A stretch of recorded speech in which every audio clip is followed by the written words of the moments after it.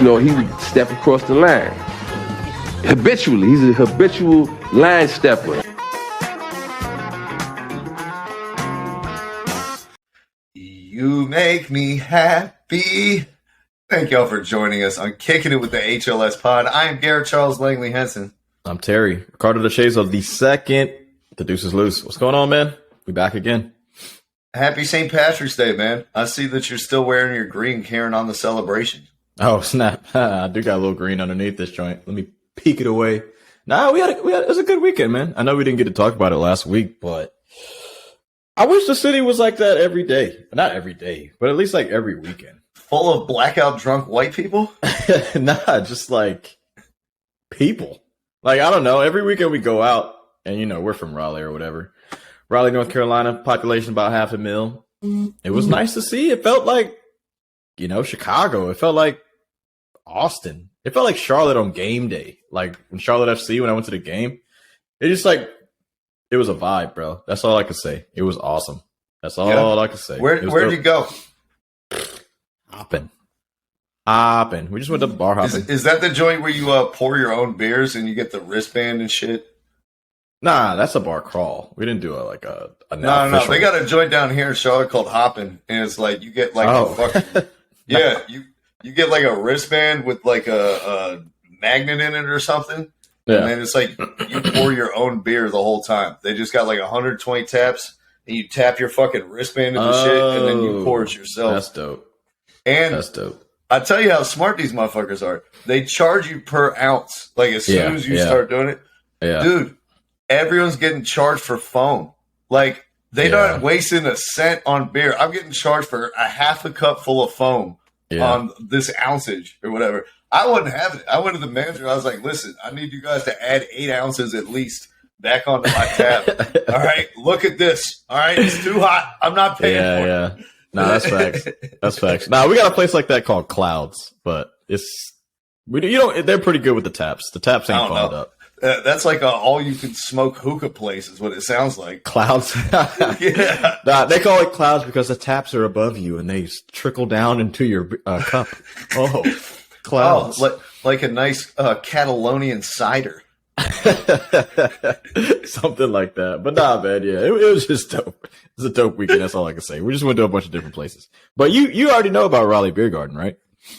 Yeah, it's like multi-tiered outside. Yeah, it's like the most taps in the fucking Western Hemisphere or some shit. I'm like, what? That place is here? Like, that makes no sense at all. That makes no sense, but whatever. Yeah. You'd think it would be in Asheville. I mean, I would think it maybe be in a big city. You know what I'm saying? Like, we're a medium-sized city, bro. It's not like this really huge fucking place. Like, Charlotte, y'all got 1 million. We got only 500,000. Oh, and even the official census, we're only at 450. So we got that beer culture though. We got a bunch of drunks down here in North Carolina. We need our beer. We got like that's facts. What is it like? Atlanta has like more strip clubs per capita like than any place. I swear, fucking North Carolina has more breweries per capita than any state in America. There's a lot. I feel bad for people who don't drink. I'm just like, they're like, what do you do here? I'm like, drink. Like, what do you do? Chat. Chat it up. Like we got like there's some trails, you know what I'm saying, a trampoline place. There's not, if you don't drink, I mean, I don't know. I have no idea. That's why I brought my Etch-a-Sketch with me to the bar. I'm not drinking. I'm having a sober good time. Just hanging out. Man. They're opening a bar this week down here in Charlotte that's like a bar with no alcohol. That's like open till 4 a.m. Till 4? If I'm not drinking, I'm not going to last until 4 or 2. I'm assuming there's a lot of other stuff going on in that place. What's the vibes down there in Charlotte? I know you lost like the epicenter or whatever, but that was a while ago. Is it still walkable again? Are we back? What's going on? Or is it still kind of spread? It's like you said, it's only lit on like game day. When Charlotte FC is playing, like the city is all turned out and it's vibing and everything like that. But like apart from that, it's like they're replacing the epicenter with like a Zara and a fucking CVS. Like it's gonna be not the entertainment capital of North Carolina. It's just different, yeah. They need to fix it, man. They need to do something. Or have more police presence or Do something, bro. Like, Fucking, you can't lose that much. We are our own worst enemy, man. Just 2 weeks ago at this like one place that we'd be going out to called Vinyl, this couple who was at the bar shot and killed each other right outside the nightclub. Jesus Christ, man. Just like Chris Rock said. We can't have shit. Yeah. Yeah. Just like Chris Rock said, I'm not looking for the media. When I'm at the ATM. Hey, this movie's so good, I'm about to bust the cap in it. Fucking hell, man. Yeah, I don't know. And that's how you get Bubble replaced by Zara, right there. Yeah, man. That sucks, man. Charlotte used to be the shit, but I don't know. They got to do something. They lost 40 bars and clubs. That's insane. That's insane. But anyways, St. Patty's City got a culture problem. I'll tell you that much. But they're not alone, Terry. Boston, that city might have a culture problem too if you ask Jaylen Brown. Charlotte, we lost 300 bars and nightclubs. Boston's about to lose one of its 2 best players if they don't stop fucking around with that racist shit. You hear what he had to say? Possibly. Yeah, I heard it. I mean, like, we knew that, some of the fan base is a little racist, but you kind of just play through it. You Bill Russell through that shit. You know what I'm saying? RIP to the GOAT. But it's looking like it's pissing him off a little bit more than I thought. I mean, he does seem more like a militant type dude. You know what I'm saying? Like, very like pro-black and all that type of shit. So, like, I can kind of get where he's coming from, but I don't know if this should affect where you go. You know what I'm saying? Like, Boston is cool. You got a good team. All of your teammates are black except for like 3 of them. Right. Blake Griffin, half of one. And the city's still like the favorite player on the Celtics for everyone is Sam Hauser. Sam Hauser's the king of the city. Nah, I thought Tatum was the guy. That's messed up. Peyton Pritchard and Sam Hauser's jersey are unproportionally sold in Boston compared to their talent level and minutes in the rotation. Allegedly. We don't know that. I don't know that for sure. I'm not sure about that. Dude, go down to Southie. You ain't gonna see nothing but Pritchard jerseys. I've never been to Boston. I've never planned on it, to be honest, either. Like, it's a great sports town, but it's like I don't like none of their teams. I'm not about to just go up there just to watch like a fucking Red Sox game or some shit. I'll tell you what, not a bunch of friendly people. I'll tell you that much. Every time I went up there, it was like just very unpleasant. Everyone's like walking around looking to start something. I thought they looked like you. They're not a bunch of redheads up there? No. Not a bunch of them. I mean, we got some, but you know how I feel about redheads? Like, those are my people. Redheads be some weird folk, man. You know that. Y'all are what, like 2% of the world or something? Or like 1%? Like, it's low, right?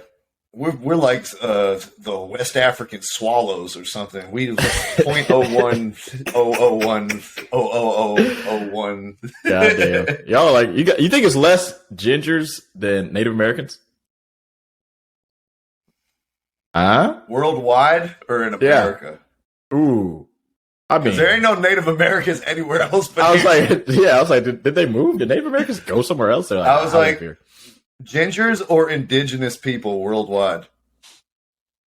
Nah, I'm gonna go less gingers. I'm gonna go less gingers. I don't know. I agree, man.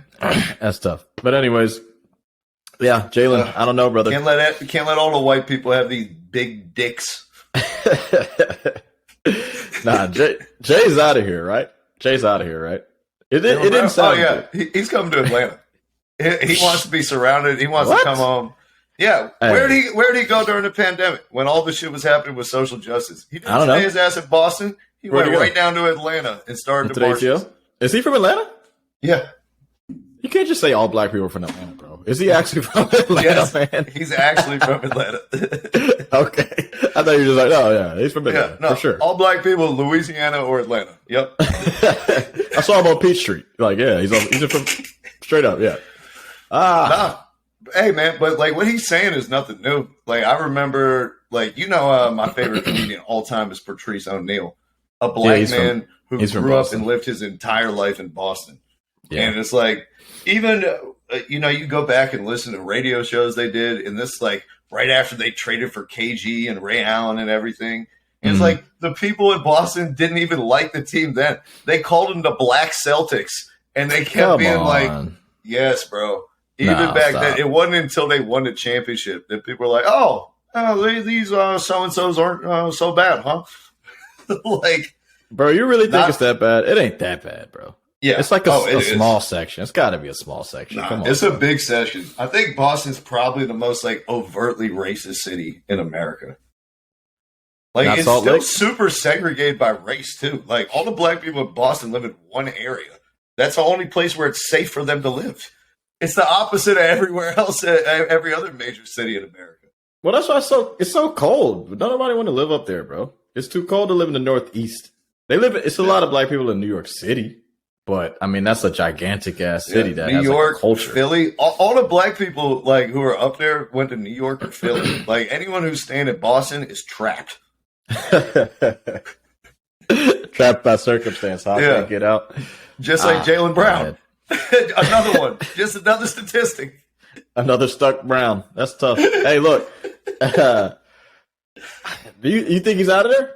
You said Atlanta for sure. If he gets this third team All NBA shit, it makes it tricky for them because his contract has to go up by like a especially considering he's played the majority of his minutes at forward this season, so he's eligible to be put there. Yeah.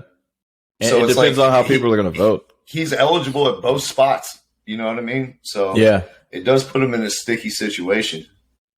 I don't know, I think man. he's just tired of that shit. Like what he's describing, I think is 100% real. That it's like a big part of Boston still has these like long-seated, feelings.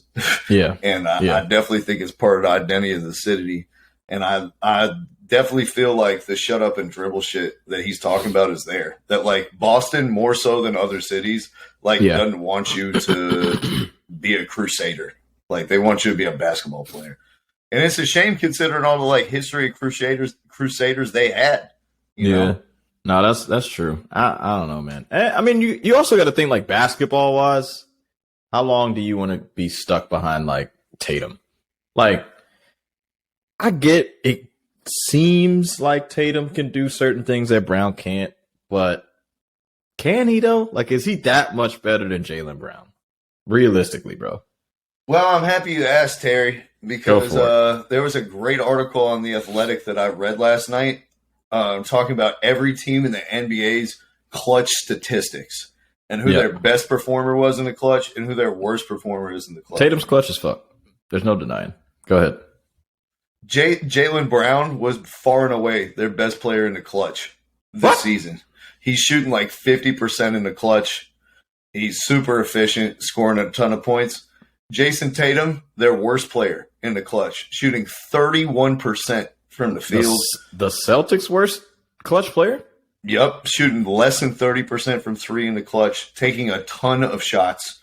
All of them are like ISO contested, face-up Carmelo Anthony package type of shots. They're not good shots.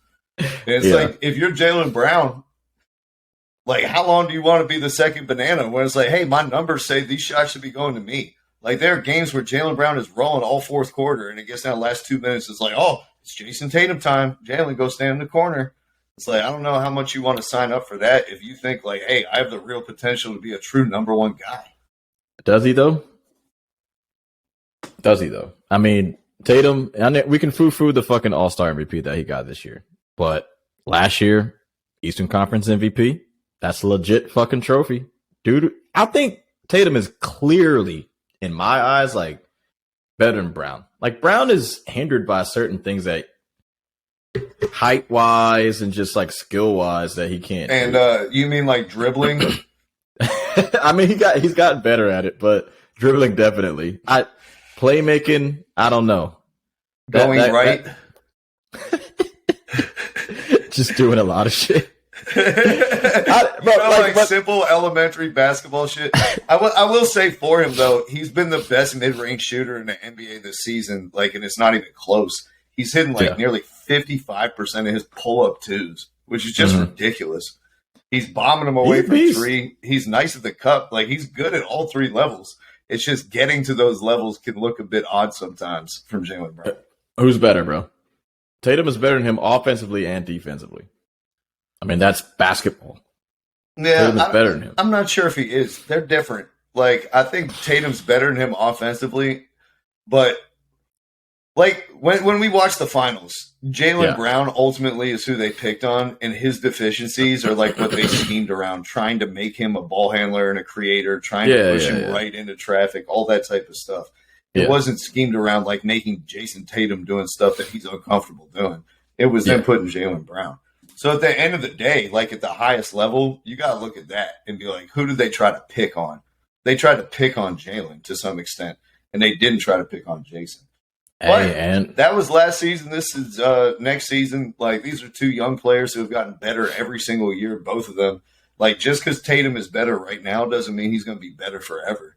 And especially if Jaylen Brown does get a trade to, like, a different team or leaves as a free agent, and you do get to see him as, like, a true number one guy, or a situation like in Atlanta where him and Trae Young would be like 1A, 1B, but very different type of players who aren't stepping on each other's toes. It's like, who's to say in 3 years that we wouldn't like look back at this and be like, hey, Jaylen Brown, Jason Tatum? Who knows? I don't know, brother. The grass ain't always greener, bro.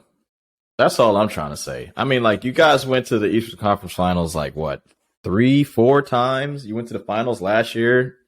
Who's to say you won't do it again? I mean, I know the Bucks might be favored by a bit because they're healthy, but I don't think they're that much worse than Giannis and them. I mean, Tatum and Brown can alternate guard them. Horford clearly took Giannis's lunch last year in one game. He looked like the best player in the world for like one game. Don't just try to get away so fast, man. You're both in your prime, bro. Like, where the fuck is Brown going to go where we're going to be like, oh, yeah, that combo makes way more sense? There ain't that many people where I'm like, yeah, he can go to there and be a beast. Because next year he's going to get paid like $35, $40 million. Especially if he makes all NBA. I think there are a lot of places he'd look really good. I think Jaylen Brown would look good on a lot of teams. Who? Like, I'd love to see him on Indiana. Not Atlanta. I don't want to see him on Atlanta. I said Indiana. No, I'm just saying. I said it before you said Indiana. Yeah. I'm just saying. Yeah, I mean, with Halliburton, he'd look great. Obviously, I'd love to see him in Atlanta, too. I don't want to see any great player go to Atlanta unless Trae Young's out of there. Trae Young is great player. Great fucking player. But what about him at Dallas? Love to see it. Nah, I don't see it. What about him in New Orleans? Would love to see it. Oh, I hate that. Don't go to New Orleans. That's a black hole. Until Zion leaves, it's a fucking black hole, brother. And Brandon Ingram, both black holes. Brandon Ingram's a black hole in the court. Zion's not even on the court. His energy's sucking everything. What if he went to the Kings for Harrison Barnes and said we're making new big three out here in the West? I'd love that. If they could afford that, do it right away. I'd sign up for that immediately. Harrison Barnes. See you later. Keegan Murray, sorry, buddy. Your development is going to hinder itself. What if the Cleveland Cavaliers decide that we finally need a small forward? That's impossible. Money-wise, that'll be impossible. We'll give you Jared Allen back. We'll take Jaylen Brown. Oh, no. Who's the center then? Who are you going to pick up? Mobley. He's the center. You got to pick up a legit center. You're going to have Embiid for the next 6 seasons probably. Primed up, maybe 3 or 4. You're going to need a center, bro. You're not going to be able to get by them. Because there's so many guys who could guard Joel Embiid one-on-one in the NBA. Ask Toronto how it went. Let's make the list. What's the list of players who can guard Joel Embiid one-on-one? That's not what I'm saying. What is the list? No, I'm like, that. I know, but like, since we're there, like, what's the list? Like, because I bet it's 1 or 2 or maybe 3 players. You have to be able to slow him down. Mobley, that's 50 points. Ask Toronto what happened. It was a fucking 60% Embiid. Destroyed them. Absolutely destroyed them. And Toronto beat them in every game in the regular season that season. So let me ask, man, how many people then in the league can you put on Embiid and it's not like a 5-alarm fire, we need to double team and change everything? Like, how many people can, like, you'd be like, I'll put you on Embiid for 10 minutes and we'll live with it? Boston. Robert Williams. That's one. Al Horford. No. Both of them. They just be guarding them. They don't, like, every time they play him, and they got long arms and long bodies, like, it's different. You think Al Horford could just check Joel Embiid straight up, dude? I'm saying, though, you need someone with a big body to be able to hold him up, and then we can double him around with longer arms. If it's just Evan Mobley, I'm like, all right, here you go. He flew for that fucking bogus-ass foul he tried to get, and Embiid was like, and one, you stupid puss. And he fucking knocked down everything. Stop it, Mobley. Mobley? Get out of here, bro. You saw what he did to Cleveland? Fuck out of here, bro. Jared Allen, respect. Mobley, fuck no. Brown would look good, but it wouldn't make sense. First of all, Jared Allen gets dominated by Joel Embiid every time he plays him anyway. No, so it's not like it would change anything. Joel Embiid eats his lunch and bullies him every single time they play. Jared Allen averages like 8 points a game when he plays against Joel Embiid. All right, so no one in the league can guard him because clearly he cooks Rudy Gobert. He scored 60 on him this year. That's your defensive player of the year 3 times over. It's maybe... And again, this is for stretches. It's a scheme. Stretches. Go ahead. Jaren Jackson Jr. for stretches. You want Jaylen Brown to go to Memphis? Robert Williams for stretches. Brown to Memphis? Bam Adebayo for stretches. No. Are you ready for this one, Terry? Are you ready for this one? Go ahead. Nikola Jokic for stretches. Yeah. Stretch marks on Jokic. On a stretcher. Jokic, get out of here. 50 points. I can't wait for that matchup in a couple days and beating Jokic again. Do you think Embiid is officially past him in the jockeying for the number 1 spot for MVP? I don't know. I don't want to talk about that yet. Not yet. Just give me a second. I'm still thinking about Brown. I'm saying Brown, realistically, possibly Memphis, if they give up some pieces. But if they can still keep Ja and Jaren, and you got Brown, and you still got Steven Adams' dumbass, it's a decent team. Yeah, I'm not sure Jaylen Brown wants the Ja Morant experience. The Ja experience? Hey, Ja might defer. He's like, hey, Brown's an actual good player, not Dylan Brooks out here fucking charading like I'm a good player. Have you ever seen a dream deferred, Terry? That's what about Minnesota? Have to call that Minnesota? Nah. I don't. Yeah. I just don't see anywhere else where he'd be perfect. What are we gonna do? Trade him for Karl Anthony Towns? Maybe. Is he gonna be a full-time 4? That actually would probably work in Boston.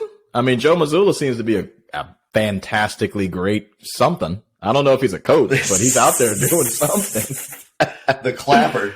Hey, at least he's innovative. Hey, Joe Mazzulla is great in church when it comes time to set the beat. I'm not gonna steal something from somebody else, but that shit is probably spot on. I ain't gonna fake. Look, I don't know where he's gonna go. I'm just saying it's not always greener, bro. It ain't. If he can get it under Indiana, maybe Sacramento, maybe, but it depends on what they give up. I don't know if you'll find a place greener than Boston, but he's definitely looking for somewhere blacker. That's for sure, brother. That's for sure. He's third team All NBA, right? He might be damn near second team. Boston is kind of slipping, but yeah. I mean, if Julius Randle could play fourth quarters and not look like a completely different person, then maybe he would edge Jaylen Brown out. Mr. fucking 57 points heading into the fourth quarter and scores 2 points in the fourth quarter when you lose it and blow it. Minnesota, bro. Unbelievable. Ugh. Anyways. Hey, by the way, when we did the Knicks joint, of course, Jalen Brunson, fourth quarter clutch star, averaging like 30 points in the clutch, all this other shit. Julius Randle averaging like 17 points in the clutch on 20 shots, shooting 28% from the field. Yeah. He's the guy, though. Yeah. The guy who likes to dribble for 8 seconds until he runs out of time and takes a terrible shot. Bro, you got to even ask Kobe about this shit because he was under Shaq for a minute. And I know he got to shoot some of the shots at the end just because it's easier for a guard to get the shot off opposed to a center. But when you announce the guy, I mean, we got to defer. Unfortunately, like if Brown, like say we give it to Brown because Tatum isn't LeBron. He's not like an unselfish fucking, guy that can make the shot and also pass it. If we give Brown some of the shots, like the actual game winners, not, the clutch shots that happen to get into his hands and he misses some in a row. All right. Narrative is written on him. Not clutch, even though you can look at his fucking numbers. But then we'll just minimize it. We're like, but under 10 seconds, Brown's 1 for 7. You know what I'm saying? Like, that's all they're going to do. The NBA is just all fucking scripts of bullshit, man. I like Brown's game. I really do. But I think the story's already written on your boy. Now it seems like they're trying to make him. The first chapter is written. We'll see what the second chapter is outside of Boston. It just seems like they're trying to bait him into saying something publicly. like, I don't know if Boston wants me. I might need to go out. But he played it right, but he also didn't play it perfectly, but it's like he kept it in the middle. It kind of seems like they're trying to get him to say something. When he requests a trade, he needs to post on Twitter, "I'm trying to own all my masters." Hey, at least they were trying to trade you for KD, man. Like, you know what I'm saying? He's sign a top of respect. 15. Yeah, exactly. He's a top 15 talent, Jaylen. You're good, man. I just don't know where else he's going to work, bro. He's like a better Bradley Beal to me, to be honest. I think he shoots better and finishes better at the rim and is a better defender. But yeah, apart from being better at all those other things, sure. Can he win? We'll see. Can I win a championship with him? I mean, they should. Come on, bro. Hey, the Warriors, I tell you one thing, though. Like, the biggest question mark for me, the Celtics this season, has not been Tatum. It's not been Brown. It's not been the health of Robert Williams. It's been the play of the current defensive player of the year, Marcus Smart. He shouldn't have got that shit anyways. But, yeah, you're right. Right now, I'd play Derek White over him, and I'd play Malcolm Brogdon over him. Malcolm Brogdon needs to start. I don't know what the fuck's taking so long. Like, this dude, a 6-man can't make $22 million a year, bro. This dude needs to start in the games. He's better than Marcus Smart. He shoots better than Marcus Smart. I don't know about defense, but he's not a slouch on the defensive end. And he's a way better playmaker and passer, bro. Like, they gotta find some time for this he dude. Understands the moment. Like, every big moment, Marcus Smart is like, here's my time. Like, Jason Tatum, Jaylen Brown, I know you guys are both better scorers than me, but this moment's going to be the Marcus Smart moment. And it's like, it usually ends with a shot that hits the backboard from 3 or a turnover into a myriad of hands, you know what I mean, going the other way. It's just, it's been a rough season for Marcus Smart. And I think, like, everyone who voted for him for Defensive Player of the Year last year, you need to take a good, long, hard look in the mirror and reevaluate what's important to you when you analyze defense. Marcus Smart. Right now, Derek White is a much better defender than him. Like, it's not even close. He is. Marcus Smart might be the 4th best defender on this team. Brown, Tatum, might be the White. 5th. Brogdon or Robert Tatum, Williams? Brown, White, Robert Williams, Marcus Smart. I might take Brogdon over him in moments. I ain't even gonna lie. It's looking bad, and he shoots under 40%. So I think that's like when everyone's talking about the Celtics making noise this year and winning the championship and adding Brogdon, and you know they're everyone keeps saying they're better than they were last year. They're better than they were last year. They're better than they were last year. They were the first 50 games. Yeah, I'm not sure they are. Like, they still haven't figured out their rotation. They don't know who's closing games for them, whether it's Horford or Robert Williams, whether it's Marcus Smart or Derek White or Malcolm Brogdon. Like, Joe Mazzulla is a terrible coach in the fourth quarter. His out-of-bounds plays, like, you saw the one that ended with Grant Williams faking the handoff to Jason Tatum and then getting destroyed at the rim. Like, That's Will so Hardy, Grant. the coach of the Jazz. Dog. No, but it's like the coach of the Jazz, he coached with you last season, Joe Mazzulla. He knows exactly the one play that you always fucking draw up in these situations. Yeah. They sat on it, and they're like, Grant Williams, go drive right into Walker Kessler. Go do it, please. Or you love it when, like, they throw it to Tatum in the backcourt and then have him come at you with a full, steam ahead. Yeah, that's what they were trying to do, and they're like, no, you're not going to do that.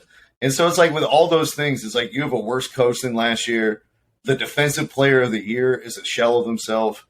Robert Williams can't stay on the court, who I thought was your best defensive player.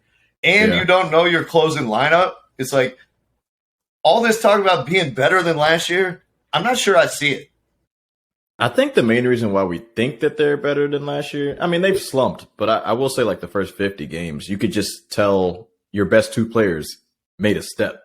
So it was like clearly apparent that your team was better. But now, since Tatum and Brown has slumped slightly, he might even stayed even, honestly. I don't think he slumped crazy. But Tatum's kind of efficiency has slumped a little bit more.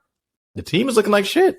But like I said, bro, if Brown wants to be the guy, step up more than, once every 2 weeks. Give me a week full of that shit. Give me 2 weeks full of 35 or 32 a game. You got to help me out, bro. If you're my Scotty, be my Scotty. If Sadiq Bey can look off Trae Young and fake pass to him and shoot 5 threes a game after just arriving in Atlanta, I think you can do the same thing to Jason Tatum after being like drafted a year before him. I just think that any game-winning situation should be a combination of Brown and Tatum doing something. Not Grant Williams, not Robert Williams.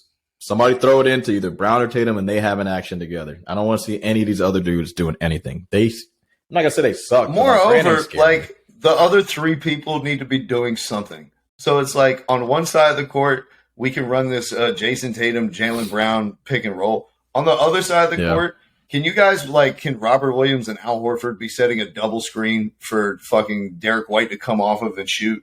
Or some type of screen the screener action where somebody you set a screen and he pops and then we screen for the other guy and he runs to the rim. And now it's like the defense, they're not just staring at Jason Tatum and Jaylen Brown. They're also having to turn their head constantly being like, who's popping? Who's rolling to the rim? What's going on with all this other stuff on the other side of the floor that I keep having to pay attention to? And I can't just divert 10 sets of eyeballs on 2 people.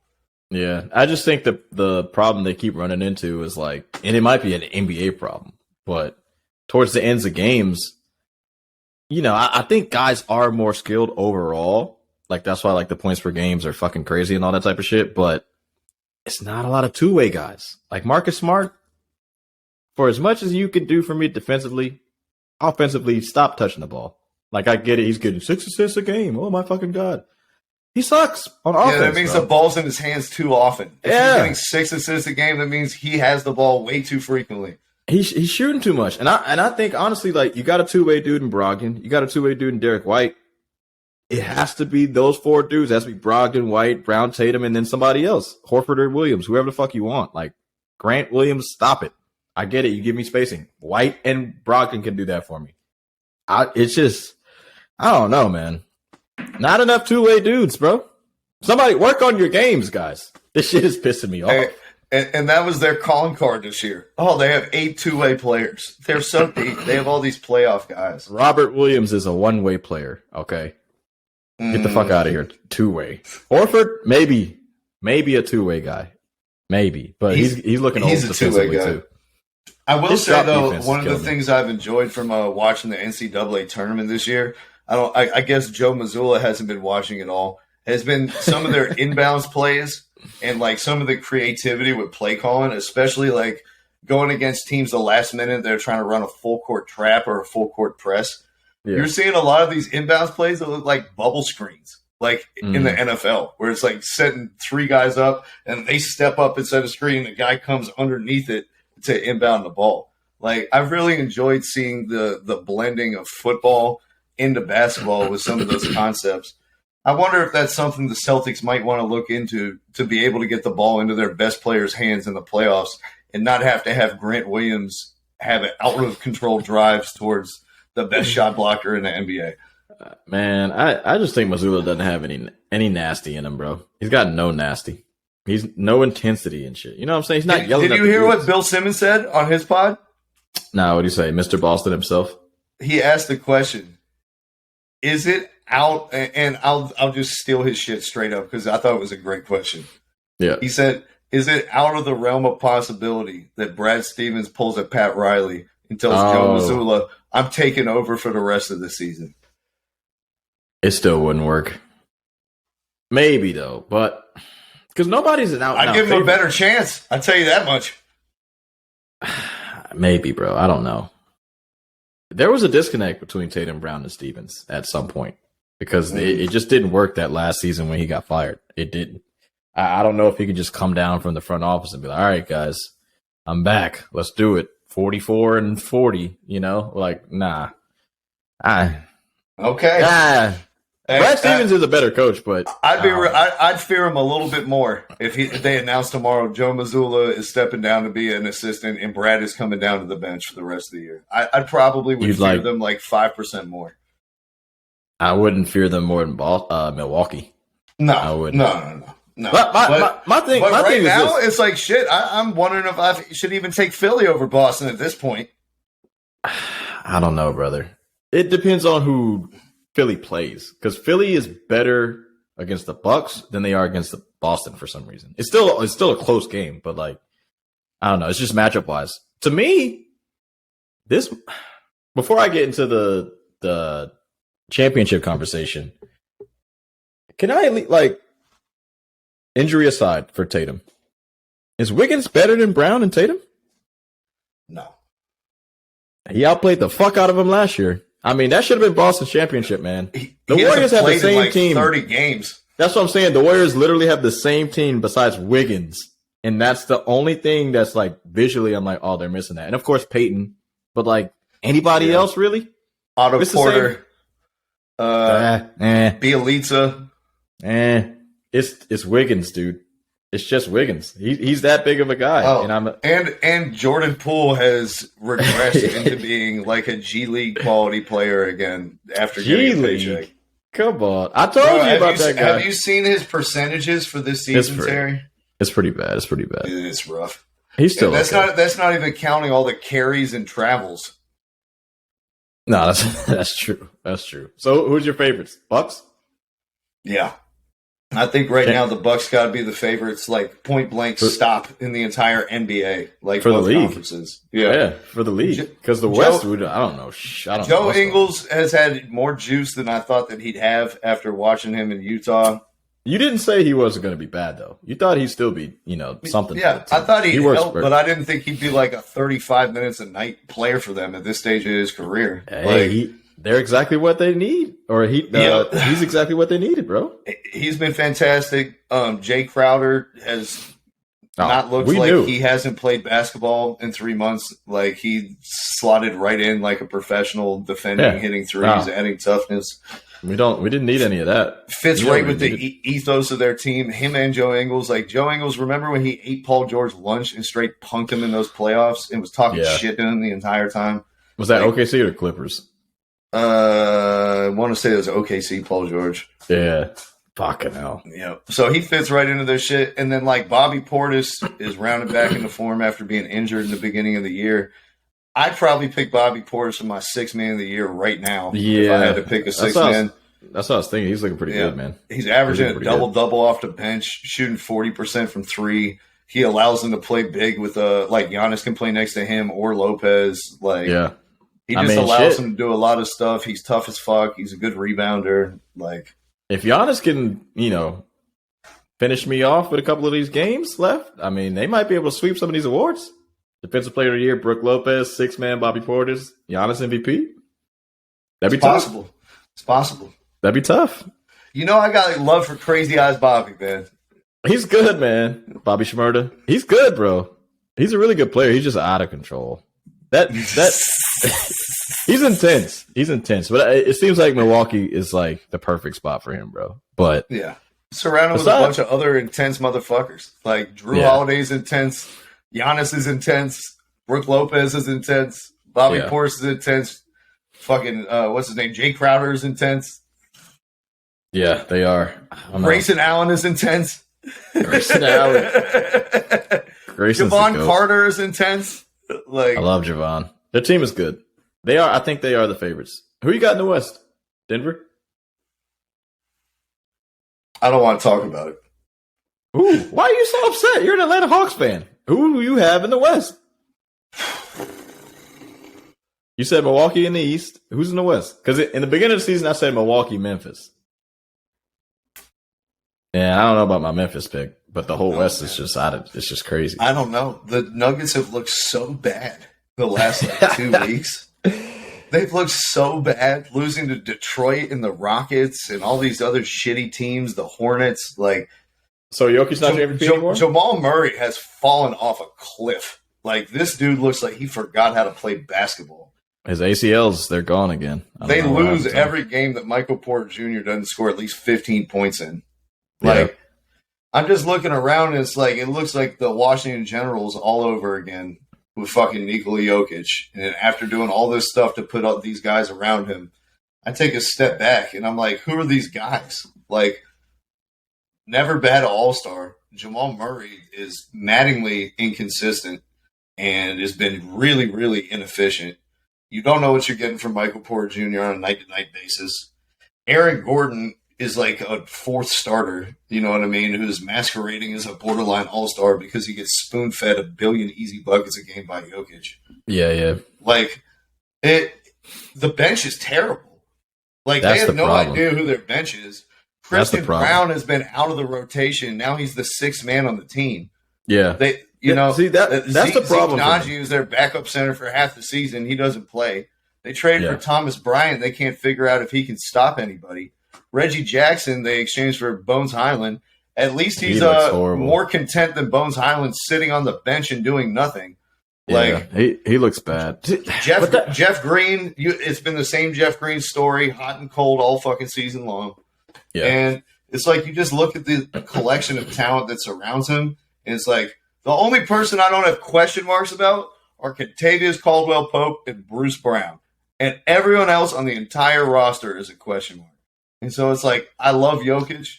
I picked them to win the West before the season. And the more I watch, the more discouraged I get. I can't pick them to win the West right now. I can't do it. Yeah. I don't know, man. I definitely think they're not going to win. I mean, Paul George just fucking broke his leg last night. We don't know if he's going to be out the rest of the season, the playoffs, everything like that. It looks like a bad injury. He was on the court for 5 minutes and was stretchered off. Damn, son. So it's like I never had Clippers. I never had. As soon as they added Russell Westbrook, I was like, your season's over. Oh, you. I mean, that was it for you. But for me, they're not winning with Kawhi and Paul George. Like, we've done this. How many seasons we got to do this? You know what I'm saying? Has it been 4 seasons of this fucking project? Or is this the 5th? Or is this the 4th? Like, what are we doing? I'm so confused about the West now. I'm like legitimately considering picking the Los Angeles Lakers to make it out of the West. Like, they don't even want to make it. They're in the 11th spot right now. I'm so confused. I've started watching Thunder games in the past week, like 3 of them. Just be like, are they legit? Like, I need to find out. Dude. It's bad. Jalen Williams is really fucking good. I can tell you. It's so bad, man. It's like Dallas free fall. Y'all have been terrible defense. They can't play any defense. Absolutely fucking terrible. The Golden State Warriors haven't won a game away from home this entire season. Andrew Wiggins, we still have no idea if he's going to return at all. The Blazers have given up. They're like 4-15 since trading for Cam Reddish. They suck. They suck. They've sucked all season, though. And the Kings, it's like they outscore everybody. Like, I'm starting to have to wonder, are the Kings for real? Like, do I need to start actually thinking about the Kings to make it to the NBA Finals? Because at least I know they can score. And everyone else in the entire conference has gigantic question marks. If the Kings don't play the Nuggets, I think they can make it to the Finals. But them and the Nuggets is just not a good matchup. It's just not. And then, I don't know, Memphis, but Adams is out for the season, right? Yeah, I think so. Steven Adams. That means Jaren Jackson Jr. is going to have to play more than 26 minutes a game. That's tough, man. I don't know. Because Ja can't shoot anymore. I don't know what the fuck happened to him, but his jumper is just gone. He's like Tony Parker. It's like early Tony Parker. That's who he reminds me of. Exactly. Yeah. He's like Tony Parker, like third year in the league. Like, hey, dude's a beast at driving, but don't shoot. Just sag off of him. But, yeah, Denver. See, that was a shit, though. And then the Pelicans is like, with Zion out, they've been a goddamn mess. They're horrible. The Timberwolves have been improving and have looked much better since trading for Mike Conley and, like, Edwards just got hurt last night. Of Rudy Gobert. So, of course, they're returning Karl Anthony Towns tonight to fuck everything up. Back in the lineup and fuck everything up. Warriors? Phoenix? God damn, man. They're so bad. KD coming back? Phoenix, man. It's like any other year. I said when he got traded, there was like, I have to believe that you cannot just come in mid-season with no chemistry and no coaching and no anything and win a championship. But with the way the rest of the West is aligning and every single team having these gigantic question marks, you start looking around, it's like Phoenix has less question marks than a lot of these teams. It's so wide open. I'm like, can we sign Melo real quick? Get like 5 points off the bench? I mean, we can sneak a fucking championship. I don't know. I think, honestly, the healthiest team, of course, I would say is Warriors #1. Second, it might be the Lakers. Like, if LeBron comes back healthy and is able to go through it, maybe they're second. But Phoenix, KD, if KD stays healthy with Booker and Paul, they're probably there. I mean, their bench is pretty bad, and Denver's bench is bad too. But, I mean, you do shorten your rotations and everything. And you're right, continuity does matter. I mean, you can't just put all-stars out there and expect to win. That's only happened once, Boston. Shout out to them. In 2009 or whenever that championship was. And still they had a preseason. Yeah. Ah, man, it's tough, dude. It's tough. Denver, man, that's the thing about the Jokic thing is so funny, bro. It's like the toxicity of the NBA players on TV, I feel like lost him the MVP. And of course, he's played bad for this long stretch. It's not that long of a stretch, but it's enough. How bad has he actually played? I don't think he's played bad. They lost a lot of games. Yeah, it's just all his teammates forgot how to make shots. It's like, oh, did we expect that he was going to turn into fucking David Robinson on defense and clean up all your mistakes when you're not making any jumpers? Like, for me, it's not the defense. For me, it's and I mean, he still scores 24 a game, right? It's the lack of aggression. It's the lack of shots. Like, and somehow at the end of the game, he's like, damn, he still scored 27. But in stretches when you're watching, you're like, come on, dog. Like, you guys could have won this game by 15 if you just stayed aggressive for one quarter. If you stayed aggressive for one quarter, y'all could have just won this game. I do wish he had like a little bit more fuck you in his game where he was like, I'm going to beat down the person in front of me until they adjust. You know what I mean? I was thinking about this the other day in terms of like fucking Marvel superheroes and MVP candidates and shit like that. Yeah. And I was thinking like Jokic, he's like Iron Man. Like, he has all these different tools in his suit, and he's always picking like, what's the best tool for this job? Oh, right here, I'm going to go to the high post. I'm going to pass the cutter. Right here, I'm going to dribble handoff. Right here, I'm going to shoot a fucking 8-foot push shot. Right here, I'm going to post this guy up. And he has all these different tools, and he's always like picking what's the best one for this job. Fucking Giannis and Embiid, they're like Thor. They're like, hey, this is my hammer. All right? I'm about to fucking hit you with it every single play. How about that? You're not going to like it. And they just fucking like beat you down physically to the point where it demoralizes you, and you have to adjust your defensive structure to account for it. And so it's like, I do wish Jokic would have a little bit more of that mentality where it's like, I'm just going to grind down and demoralize the man who's trying to stop me. And then that will open up everything else for the people around. Well, here's the thing that's happened for him.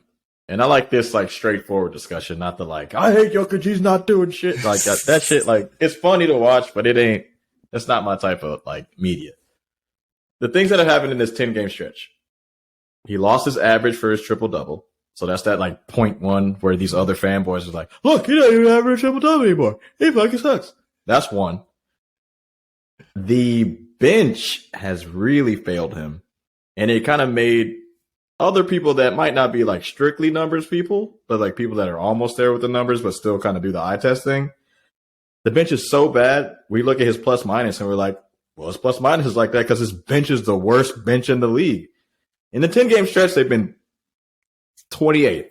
But the Rockets, the Pistons, and the Hornets and whoever else, they don't even count as teams. The Spurs who beat the Atlanta Hawks despite being down 25 points in the fourth quarter and not trying to win this week. That's true. But like, if there's a stat and your team is 28th or 27th, you're last because the other teams aren't trying to win. In that 10-game stretch, those are kind of just the things that have happened. And Embiid has played better, of course. But like I said, it's not like he's playing worse, but he needed to ratchet it up. And he just hasn't. He's just like, no, I'm just going to do what I do. Which is fine, but if you're losing, it's not fine. Like, he's fucking up hard. It was fine until Joel Embiid started averaging the most combined points and rebounds ever in NBA history. It was fine until that moment. And the Nuggets were on a pace for 60. Now they're on a pace for 54? If they keep losing, I mean, they got 48 wins. The Kings almost caught them. The Kings are only 4 games behind them, I believe. 3.5. The Grizzlies are 3.5, bro. 3.5 games behind them. That's fucking insane. And they didn't have Ja for 8 games. Come on, let me ask you a crazy question, Terry. Go ahead. What would the Kings' record be if you just switched Jokic and Sabonis? What would the Kings' record be if it was Jokic and Sabonis? What would the Nuggets' record be? I think it'd be the Nuggets would probably have. I mean, the Kings would probably have like 55 wins right now. So maybe like add 6 or 7 wins, I would say, to the Kings. They'd be a really good team. You surround Jokic with 4 shooters and Malik Monk coming off the bench and like all these different weapons is like Sabonis is like playing fucking Candyland over here with all these pieces that he has. And Jokic is like, kicking it out to Christian Brown, the rookie, who hasn't played in 2 months and is now a critical piece of our playoff rotation. Man, what do you have to say about the MVP shit?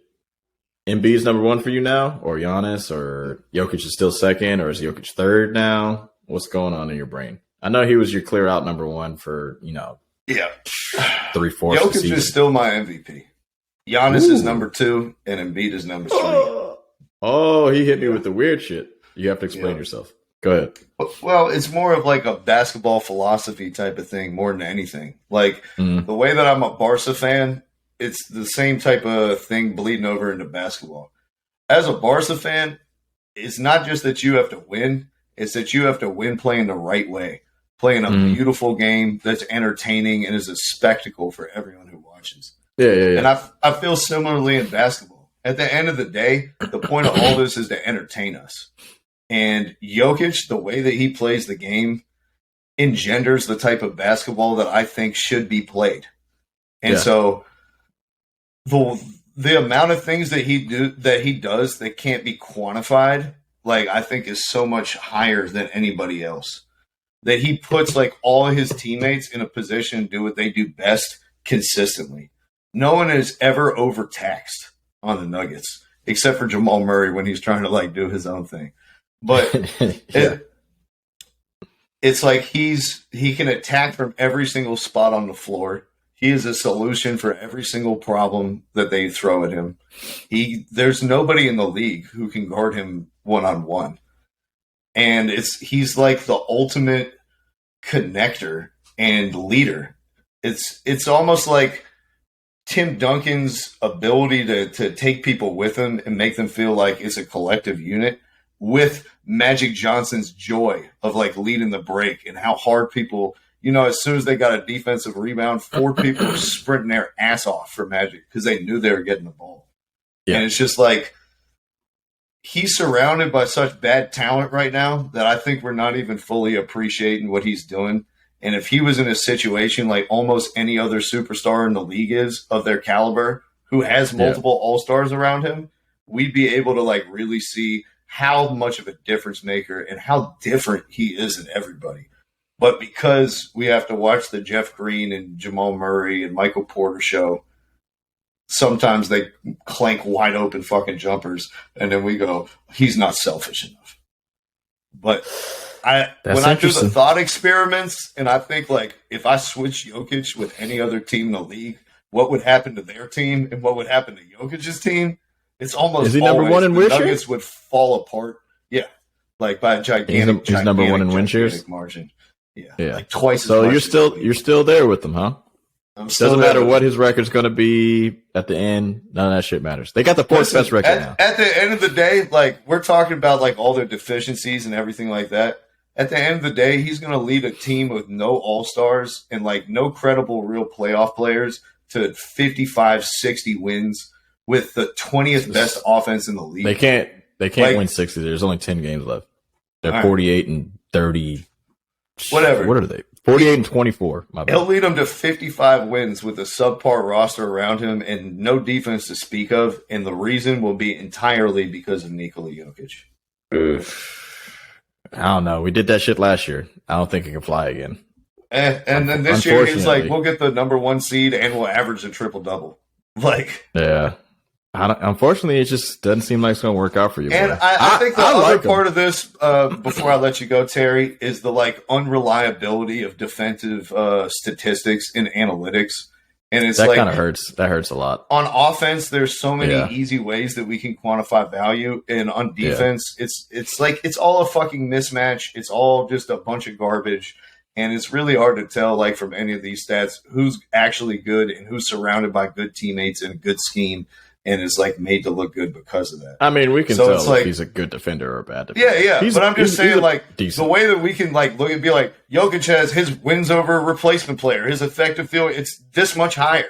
There's no way that we can do that on defense and be like, Giannis is 25% better on defense than Jokic. Like, there's no stat that tells us that. So I think that puts it in his favor as well. Yeah, no, that's true. But I don't know, man. I think he's lost it, brother. I never hear people say like that he's the best player in the league. I think he's the best player in the league. I love Giannis, I really do. But at the end of the day, I mean, the one championship that he got, everybody's slobbering all over his nutsack after that one championship. Monty Williams did not make a defensive switch for 6 games in a row. And it still went to 6 games. He just let DeAndre Ayton get bitched. That's ridiculous. I don't think Giannis is that much better than fucking Jokic or Embiid. I think Jokic is the best player in the league. But there are narratives in place. Like Giannis already has 2. Jokic already has 2. It just seems like it's going to be like it's Embiid's turn. Even though if you look at it, Harden's 3rd team All-NBA. Yeah. Middleton or Drew Holiday aren't going to. By the way, not selected as an all-star. Yeah. I mean, selected by me. Of course, I picked Jimmy Butler and James Harden, both of who will probably make All-NBA and were not all-stars. I mean, Harden did miss he was hurt a lot in the beginning of the season. I can understand why he wasn't, but I don't know. That's a tough one for me. But I just think what Jokic does, I think he's the best player. I really do. Like, he does do more with less. He's very LeBron-like in that. He might be almost at the same fucking level, to be honest with you, especially if he can drag this shitty team to the finals. It's just, when it seems like it's close, they're going to nitpick shit. And I think this year the nitpicking is the defensive end. You know what I'm saying? So that's unfair to him. And I don't think he's a fucking cone. I don't think he's a parked car playing defense. He's a good defender. Maybe he's above average, but like, of course he's not Giannis or Embiid, but Embiid. Yeah, maybe I think all the narrative too about him being such a bad defender has a lot to do with their poor roster construction. Like I've said before, they're all bad defenders. Like when Jamal Murray's a horrible defender. Yeah. When you have 5 years of Jokic tape being in the league and you still expect him to be like a vertical rim protector, like that's on you for never going to get a player who can protect a rim. That's not on Jokic. Like, you should be able to design a defensive scheme that's okay with a 7-foot dude who moves his feet pretty well, has the best hands in the league, and is one of the best rebounders of all time, and reads the like passing lanes exceptionally well. What you shouldn't be doing is expecting him to sit back there and jump up straight and protect the rim. You need somebody else to go do that. Like, I'm sorry, bro. Like, if LeBron was doing this, I'd say LeBron's the best player in the fucking world. Like, come on. If LeBron was getting close to a triple-double, shooting 40 from 3, shooting 60 from the field, he shot like almost 60 in Miami. When he was shooting 60 in Miami, I was like, no one can touch him, bro. He's the best player. I love Giannis, but he can't shoot fucking free throws. He can't shoot fucking jumpers. He can't shoot threes. He's okay, but he ain't that fucking good. I love him, but build a wall. That shit works every fucking time. Yeah, unless your name is Monty Williams. Yeah. Unfortunately, the narrative is like MVP wise. I think he has lost it for me. I'll say with the MVP narrative and everything like that, a big part of it has been like Jokic's lack of postseason success. And everybody being like, you can't give him a first-rate MVP. He's never done anything in the playoffs. You can't give him the MVP. He's never done anything in the playoffs. What has Joel Embiid ever done in the playoffs? Not much. Last time I checked, Nikola Jokic got to the Western Conference Finals. Has Joel Embiid ever been to the Eastern Conference Finals? No. Second round, Doc Rivers. No, he never has. So if we're going to factor in postseason success and we're going to do that narrative, let's actually do it and let's actually talk about it. But Embiid doesn't have an MVP. That's the only thing. I promise you, if Embiid already had one, maybe from last year or the year before, I think Embiid probably should have won it last year. But if he already had one, I don't even know if we're talking about Embiid for MVP, bro. To be honest, I'm just saying, let's not move the goalposts. If what matters now is like what you did in the postseason, then let's make it matter for everybody, not just Nikola Jokic. But that's what everyone does. I just think the conversation has been so crazy that shit. If I was a voter, I'd be like, "Fuck you guys, I'm voting for Jokic." You don't have a vote. Shut up. I don't want to hear from you. Jokic 1, Giannis 8th, Embiid 10th. Take my vote. I don't give a fuck. Like, leave the dudes alone. I saw dudes threatening guys on Twitter and like exposing their addresses to where they live.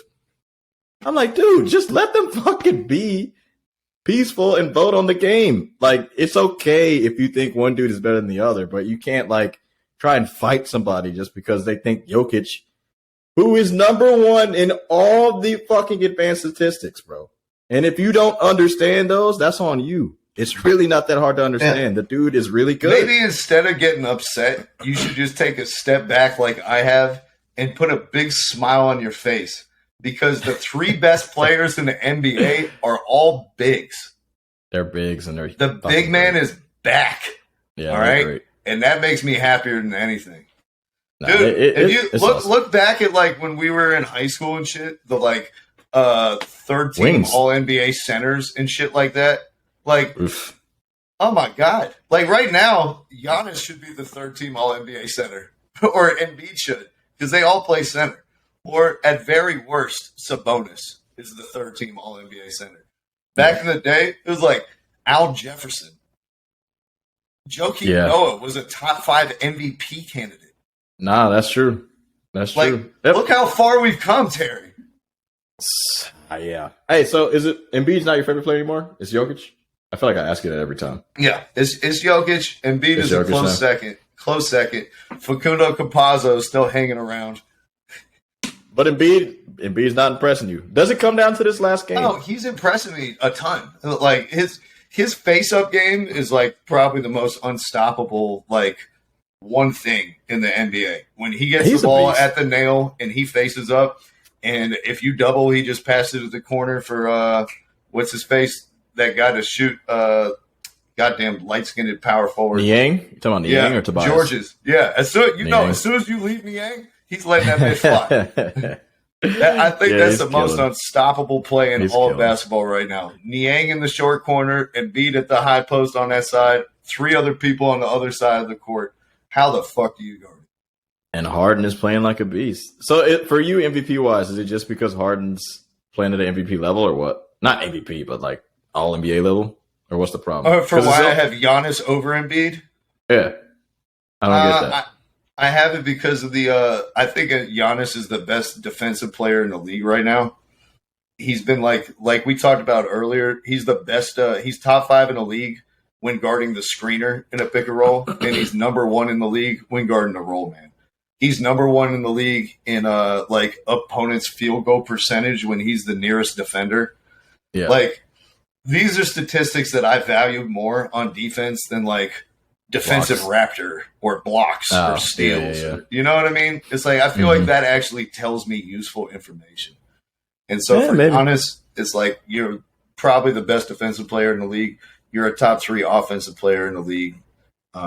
He's been the engine for them all season, although Drew Holiday has done his usual guard post-up, whirling, twirling, slowly backing you down, spinning into a hook shot type of stuff. No, that's true. I don't know, man. Embiid scoring 33. And if we're splitting hairs, the Bucks are the best team in the league, and it's not close. And so if I'm going to split hairs, I'm going to give it to the guy who's like on the team that I'm picking to win the championship.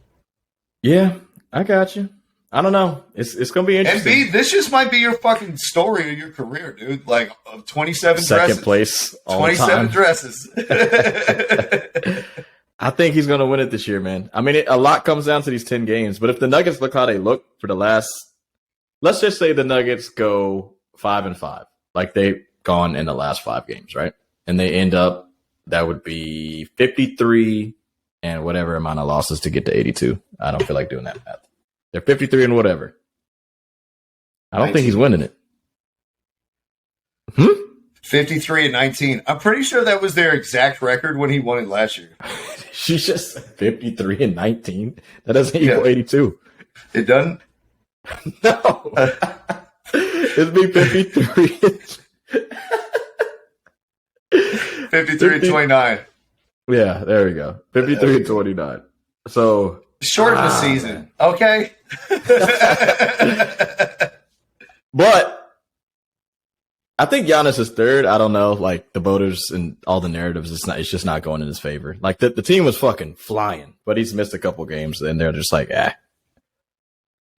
Jokic, if he wins the Sixer game on the 27th of March, MVP Jokic? Or if Embiid is still scoring fucking 40 a game for like the last 20 games, is he going to sneak it from him? I think it's going to come down to that. People are stupid, so it probably is going to come down to one regular season matchup between these. Bro, this is the thing about what people aren't understanding though. If Jokic plays aggressive, he will fucking fry Embiid. Like I love Embiid, but he'll get 40, 12, and 10, dog. I'm not trying to see that on 60%. Yeah. I love Embiid, but come on. That's what I'd love to see. Jokic come out here and get Embiid in foul trouble in the first quarter and just get 3 fouls real quick. Like that'll be sad. Then everyone looks stupid. I guess Embiid sucks. Hey, anybody who scored 0 points, I'm just glad Embiid is playing, like I said, because he missed the first 2 seasons of his career. I'm honestly just glad he could play 60 games a season. It's fucking awesome. Send your dietitian to Zion Williamson. Yeah, exactly. Send your nutritionist, send your physical therapist, send them all down to New Orleans. Help your boy out. Yeah, I don't know. That was just a healthy combo. I mean, this is true in the NBA, but it's also true of other places. Like it all starts and ends with getting that best player, that one star, that Joel Embiid, that Zion Williamson. And that's exactly what the U.S. men's national team is hoping to do right now, Terry. We are recruiting actively, not just a new coach, okay? Not just a new midfielder that we stole from Mexico, Alejandro Zendejas, who was described as having a golden left foot. But we're also in the mix for 21-year-old international Folarin Balogun. He's plays for Arsenal. He's on loan. Yep, he's on loan at League One.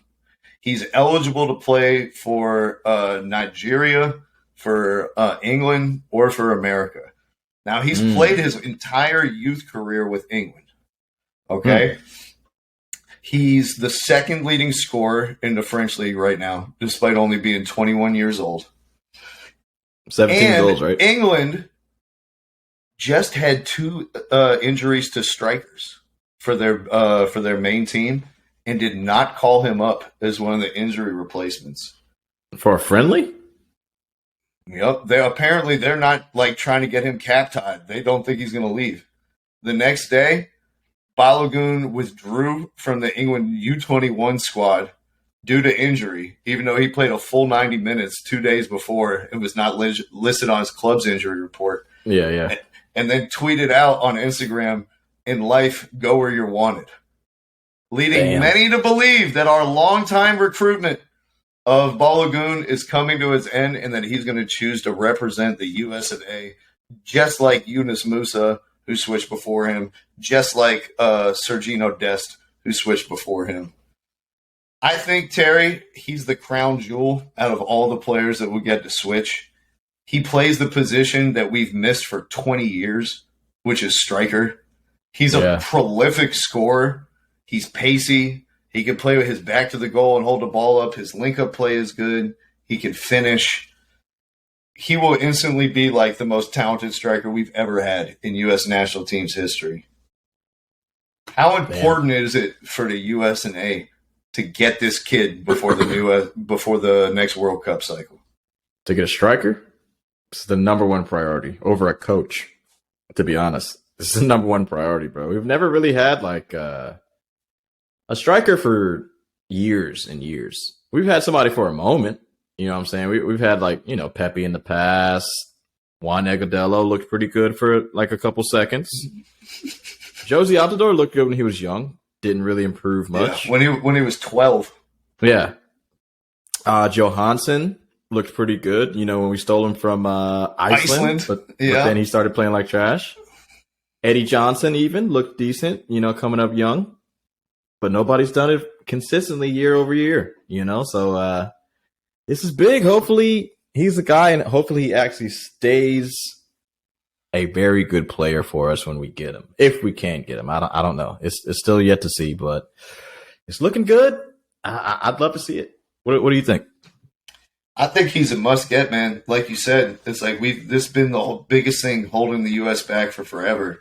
Like goal scoring. To have a number 9 who's like playing for Arsenal is such a big gap to having like Daryl DK and Haji Wright and all these other guys who were out here masquerading at the 9 position for us during the World Cup. It's like to have a guy who's on 17 goals as a 21-year-old, like that's a game changer.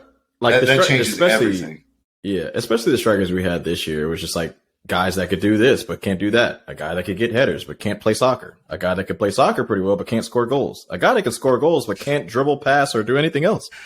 So this will be awesome, bro. This will be awesome, man. I'm excited. I think he'll fit right into this like young team of international guys who like consider themselves Americans but may have spent time growing up in other places. Like in the squad with him, you know what I mean? Like it's a lot of guys.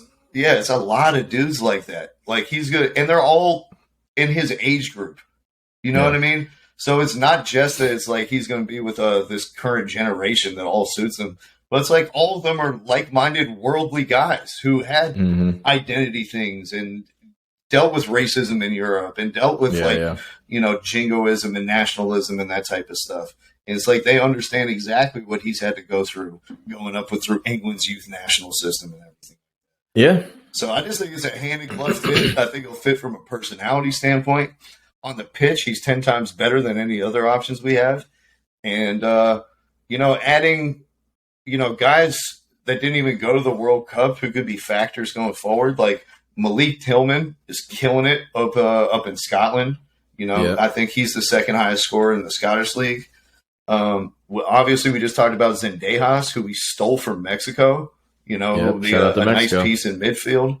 And then if we get this kid, Folarin to lead the line. Man, getting Wale and we add Miles Robinson back, who we didn't have at the World Cup. Cameron Carter-Vickers will likely be playing in the Premier League by the time the next World Cup comes. Hopefully. I don't know. He's been looking good. He's been the best center back in Scottish League by far. Like someone's going to buy his ass in the Premier League for his style with his physicality and like he was able to break the lines and shit. He was at Tottenham. He was at Tottenham, but he was like Americans don't work at Tottenham. Yeah, he was a young kid back then too. Like they had to get him blooded somewhere else, let him get experience and come back. Nah, I like man. It could be a very different U.S. team that we see at this next World Cup, and for all the like young pieces that we championed during the last cycle, it looks like we're adding more and more and more to it. Yeah, who was that? It was that other. Is it the kid that plays for Norwich that was supposed to be like the good forward? I can't remember his redheaded guy. I don't remember his name though. Sargent. Yeah, what happened to him? Is he not good anymore? Or is he still okay? He's playing fine. He's in they're in like the Coca-Cola or whatever. Remember, he played during the World Cup. He had some good like link-up play. He was pressing fine. Yeah, he needs to score. His thing is his finishing. Yeah, we need somebody to score, and that's the thing about America, bro. Like, and what's his name? You know who you're playing for? Brendan Aronson. His brother Paxton Aronson just made his Bundesliga debut yesterday for I think it's Berlin or Frankfurt. Snap. Frankfurt. Yeah, he came on for Goetze. Nice. He's like 17 years old, so that's another one, another Aronson to add. 4 years. 4 years. Gabby Slonina, the goalkeeper that Chelsea bought from Chicago Fire, he is fucking balling. He's only let one goal in for their like U21 team or whatever their B team is in like fucking 12 games, and they're like having him train with the first team. They're saying he might take like Kepa's spot next season. So what happened to Mendy? Hurt? Or they got his ass out of there? Hurt. Damn, tough. Oh, Kepa. Ugh. Kepa has such a bad beginning. It's like that could be the answer to our goalkeeping problems right there. Yeah. Watch out, Zach Steffen. Yeah. Last question mark that we got to address, though, the biggest one that looms over the whole team. Who's going to coach? Yeah. Instead of asking you, like, who do you want to coach the team, let me ask you, like, what cornerstone trait are you looking for in our next coach? Is it going to be, like, a recruiter? Like, that's what Greg Berhalter did the best. He recruited Musa. He recruited Dest. He recruited De La Torre. He recruited Zendejas. He got these guys to switch to America. Like, is that the most important thing? I don't think so. Tactical, like, flexibility and understanding the most important thing? Is it an understanding of American culture and our youth system and our, like, player production? Is it an emphasis on, like, bringing ourselves out of the grit and grind era to, like, a more possession free flowing style? Like, what's the most important thing that you're looking for that you want to see out of the next U.S. coach? Oh man, for me, I don't think recruiting is a problem at all. I think everyone who ever coached was a great recruiter. Like your boy Klinsmann snuck a bunch of Germans, you know what I'm saying?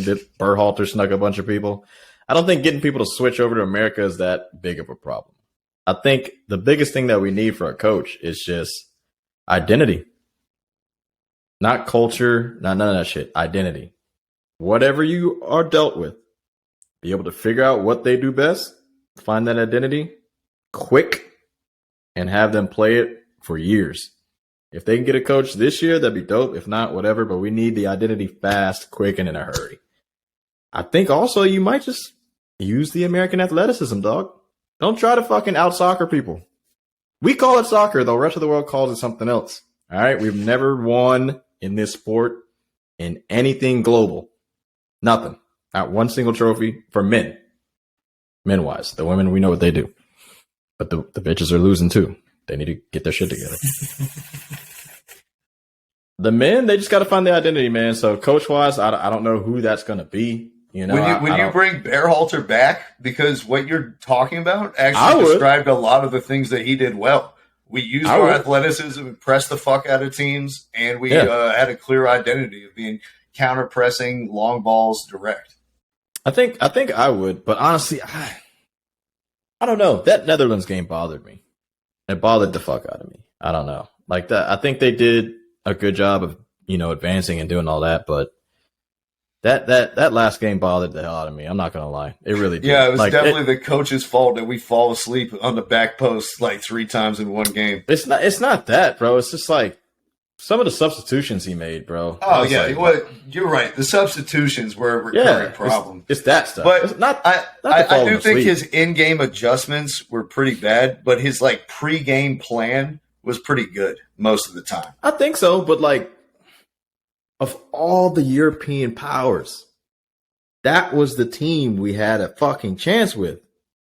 And it was fucking just within 10 minutes, I'm like, can't have any excitement. The whole, like the bar I was at to watch the game was such a depressing setting. Oh, yeah. I wanted to leave. I think I did. Did I leave? I think I left. I left and went home at halftime. I was like, no one's happy. I don't want to be around a bunch of people drinking. Alcohol is a downer. Yeah, sad. Right? I'm not trying to with like 5,000 people around. It's let's all get depressed together. Maybe we can get in a skirmish in the parking lot. No. I got out of there quick, fast, and in a hurry. I don't know. That it left a bad taste in my mouth. Does he still have the highest winning percentage of any American coach? Yes, but I think we need something fresh. And the GL thing, I think we need something fresh. Even though it's not his fault. You know, it's not Berhalter's fault, like the whole Reina situation. I think we need something fresh. Because that relationship is still something. Because that dude's a top 5 player, and that can't be another question mark going into another World Cup or any type of cycle. I don't need those questions. I love Berhalter and everything you did. I appreciate it, but it was a problem. You could have handled that shit quick. It's time to go get Jose Mourinho, baby. We've been talking about it for months. Go get Jose. Yeah. Throw the bag at Jose. Oh, I will say real quick, another guy I didn't mention, fucking Chris Richards, who we didn't have at the World Cup, who's starting the season for Crystal Palace. Patrick Vieira, his coach, just got fired. He's another guy who people are talking about possibly coaching the U.S. national team. He's a decent coach. Did you hear Did you hear the latest rumor though about who wants to come coach us? Nah. Who else? The legend, Thierry Henry. He turned down Oh, that's right. Yeah. We did talk about that. They offered him the French women's job, and he turned it down and said on record that he's holding out for the U.S. men's job. Interesting. Would you embrace Thierry Henry as our next coach? I don't think Thierry Henry's a good coach. Have you seen some of the teams that he coached? I mean, like Monaco, fucking New York. Like I think his tactical brain probably top 2% of all time, but I don't know. He's one of those guys where I think he needs talent, and I don't think a team is willing to just like let him have all their good players because his record hasn't been great. He needs to be managing like Liverpool or Manchester City, where he has like world-class players in every single position. He needs world-class players. Yeah, it would be like if Michael Jordan tried to coach in the NBA, and he's just like, no, switch hands midair. What? Nah, for real, straight up, bro. Like, I don't know. I'd have to take a deep dive into his career again before I am ready to answer that question. We got so much time. I don't think they're going to pick anybody. Yeah, we already qualified. Let's make sure we get the right coach. We don't need to rush the process. Let Anthony Hudson coach it through these bullshit, whatever the fuck friendlies that we play in the next year. We'll wait our time. Let's wait for somebody good to get fired or to get disgruntled, and then let's pounce. We don't need to hire fucking the MLS Cup coach. You know what I mean? Like the dude who wins the MLS Cup because he's available right now. Nah. We can chill. We got plenty of time. We have plenty of time. Like I said, I think didn't he coach for Montreal too, or like FC Miami or somebody? Like so one of those MLS teams. He was terrible. Yeah, I love TT, but I don't know. It'd be like a fantastic look, but like winning wise, he might get pissed at the players. To be honest, I tell you what, your mom and dad not gonna have shit to say when Thierry Henry's the coach. What the fuck you gonna say to Thierry Henry? You can't say shit about him. He's a beast. Hey, I don't know. That's it. You got anything else to talk about? Nah, man. Sorry for leaving you guys the weekend with no pod. Terry had some internet issues. I had some computer issues. We're back like we never left. We'll be here Friday to talk some hoop with y'all. I guess so. NCAA is going hot. NBA is going hot. We'll see who grabs his MVP by the nuts, man. I don't know. We shall see. That's it, man. North Carolina, continue to stand up. Peace. Thank you for listening to our podcast this evening. Thank you. You're far too kind.